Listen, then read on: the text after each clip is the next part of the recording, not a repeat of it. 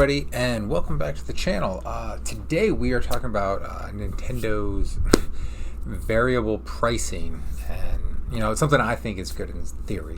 Last month Nintendo of America President Doug Bowser, still love the name for Nintendo of America President with the last name Bowser, he unveiled Nintendo's new variable pricing campaign when it comes to their first-party games. Obviously, he's speaking only for Nintendo. He's not speaking for third-party developers and things like that, or other systems like Microsoft. So this is what he said to the Washington Post last month. What you see right there is variable pricing. We look at each game, really look into the development that's gone into the game, the breadth, the depth of the gameplay, if you will, the durability over time, repeatability of gameplay experience. Those are all factors in that go into consideration of what is the right price point for the game. So I think you can anticipate there'll be variable pricing, and we haven't set a benchmark yet. He would go on to say, I think it's less about representing the industry. This is really about Nintendo deciding the right thing to do for its products, on what the pricing should be for its products overall. Even in the previous generations, we've had some variability, kind of.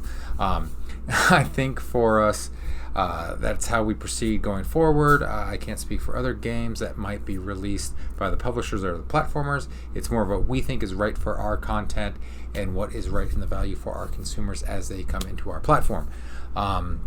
This in and of itself is a pretty good idea in theory, as the title suggests. I say theory because it all goes about how it's implemented.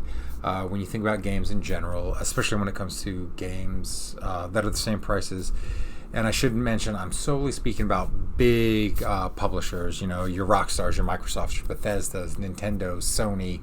I'm not talking about your little small indie developers. They're usually on the way cheaper side.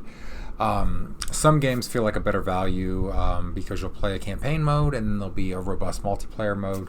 Think Call of Duty or the GTA games, especially GTA 5. That you'll spend months, if not years, playing the multiplayer game after you've completed the story. As opposed to games, like BioShock Infinite or The Last of Us, they run you about 12 to 15 hours.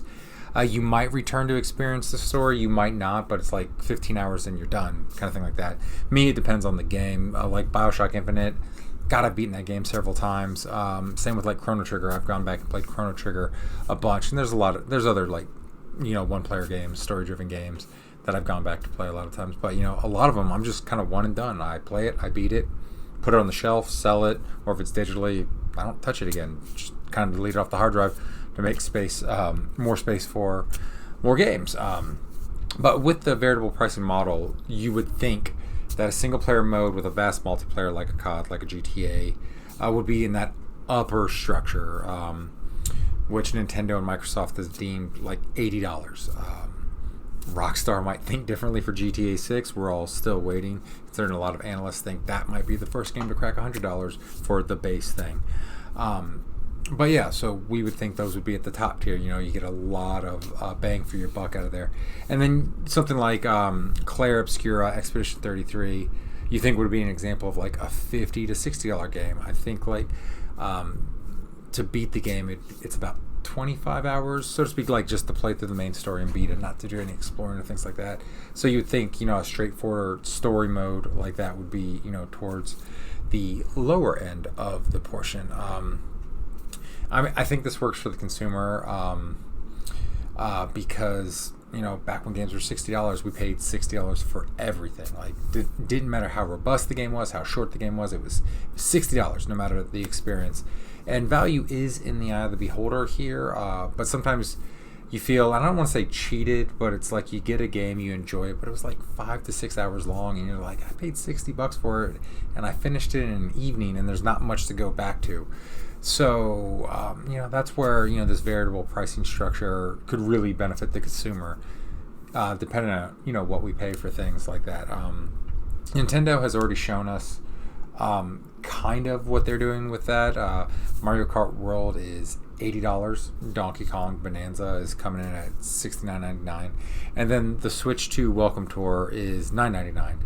Though you can make the argument that the Switch 2 Welcome Tour should be like a pack-in title kind of thing, but I mean, it is what it is. They're charging $10 for it. So we kind of see how it's gonna work, and really to really see what Nintendo plans on doing, we got to see how they further implement it. I don't remember if Metro Prime 4 has a price point yet. I know it's coming out later on this summer. But yeah, we'll see when we get the Marios, the Zeldas, the Mario Parties. Though we are getting Mario Party Jamboree expansion. That's going to be $80, but that's the original game and the $20 expansion that you need to buy separately that uses the camera and everything like that. So I'm not counting that in this veritable pricing thing. Not yet, at least. But yeah, when we get more first-party games out, like a Pikmin 5, another Kirby game, Star Fox, F-Zero, anybody?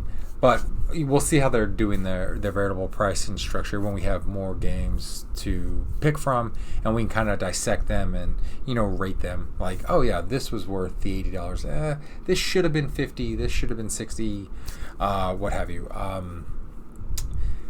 Personally, I don't trust it in the end. I do think the market will decide if Nintendo, Microsoft, and Sony's probably going to come to play at this game too. See that we are willing to fork over $80 for games, they're going to charge us $80. It is what it is when it comes to capitalism, for good and the bad. But also at the same time, because we're in a capitalist society, we the consumer set the price. Yes, Nintendo's charging $80 for Mario Kart. Yes, Microsoft is charging $80 for first-party games starting this fall. But if we don't buy them, like if we just wait for sales, and they will see that. If we just wait for sales and we wait till it comes down to 60, we wait till it comes down to 50, whatever the price point is that they get most of their sales at, they're going to learn, okay, people aren't paying $80 for this, so we can't charge that, and the prices will come down.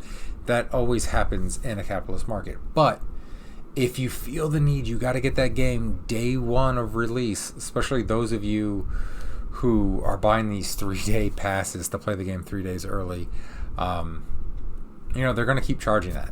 It is what it is. And, as a gamer, and you're gamers as well, we all got that backlog. We don't need the new release on the first day kind of thing. We can wait for sales to get that. I mean, that's kind of how I do a lot of games. Now, there are games that I'm like, I want to play day one because I've been waiting for God knows how long to actually play said game. But at the same time, a lot of games I can wait on because I do have a huge backlog. I've got Game Pass, so I'll go back and play some games that I wanted to play before. That's how I fell in love with the Yakuza series. When they came to Game Pass, I started playing them. I was like, wow, this is really great, kind of thing like that. So there are ways, as the consumer, we can combat this $80. We don't have to pay it. We can just wait for sales. Because honestly, that's what I was going to do with Mario Kart. I was just going to wait for sales. Like, I ain't paying $80 for that. I'll play other games on the Switch too.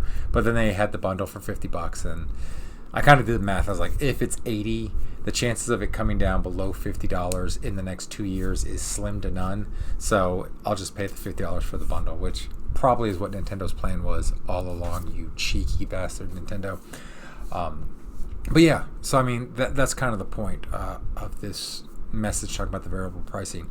We kind of control the strings here. Nintendo can charge what they want, but if we don't pay those prices for those higher priced Nintendo games, they will go on sale, because there's no way Nintendo's going to let a Mario game sell under 10 million copies. They're going to be like, we got to do something. We got to market on sales so we can push those sales up. So, and that's kind of my advice with that. If you are not happy about what Nintendo's going to be charging for games, what Xbox is going to be charging for games, and I can guarantee Sony is going to be charging the same things for games. But what do you think about variable pricing? Do you think it will work, or games are just going to be $80 across the board, and every once in a while we'll get a discounted title? Let me know in the comments below. Don't forget to like and subscribe, and as always, thank you for watching. I'll catch you in the next video. Bye now.